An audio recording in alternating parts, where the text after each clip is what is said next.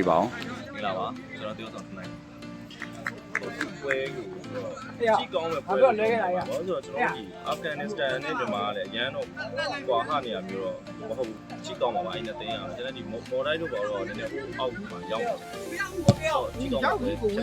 တက်နိုင်ပါဆိုတာကျွန်တော်ဒီယူဆိုင်မဲ့ဆိုဒီအာဖဂန်နစ္စတန်ကိုပဲကျွန်တော် PPCC လေးကဟန်နေပေါ့နော်ဒီ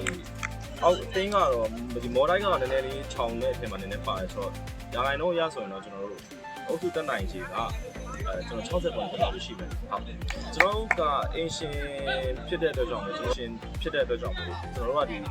အကုန်လုံးနဲ့ပြန်ကြည့်မယ်ဆိုရင်ယာဒီဥတုတွေရောကျွန်တော်ဒီအချိန်တွေအားစ time duration နဲ့ကျွန်တော်တို့ကဒီမှာအသားကျနေပြီးသားဖြစ်တယ်ပေါ့နော်နောက်တစ်ခုကကျွန်တော်ဒီအရေးပါဆုံးဆိုင်ကဏ္ဍဖြစ်တဲ့ပြိဿအားပေးမှုဒီပြိဿအားပေးမှုကတော့အင်ရှင်အသင်းပြည်ပြီပေါ့နော်ကျွန်တော်တို့ဒါရောအားပေးကြတဲ့ပြိဿတွေတစ်ခဲနဲ့လည်းရှိပါလိမ့်မယ်ရှိပါလိမ့်မယ်ဆိုတော့အဲ့ပုံမှာအားရစရာကြီးပေါ့ကန်ရတဲ့သူတွေနဲ့ကလည်းပြိဿတွေရဲ့ကျွန်တော်တို့အားပေးတယ်နဲ့ကြားရအမောပြည်စီတာပေါ့နော်ဆိုတော့အင်ရှင်အားသာချက်ကပြောရမယ်ဆိုတော့အများကြီးဟုတ်ကျွန်တော်ဒီ9လပိုင်းကြာလို့ရှိရင်ကျွန်တော်ဒီအင်ရှင်ပေါ့မြန်မာနိုင်ငံမှာအင်ရှင်နေနဲ့ကျင်းပပြုလုပ်မယ်ပွဲကြလို့ရှိရင်လာရောက်အားပေးပါအောင်ကျွန်တော်ဒီဒီပေါ့ကျွန်တော်ဒီပြိဿတွေနဲ့လာရောက်အားပေးဖို့အတွက်ဖိတ်ခေါ်ချင်ပါတယ်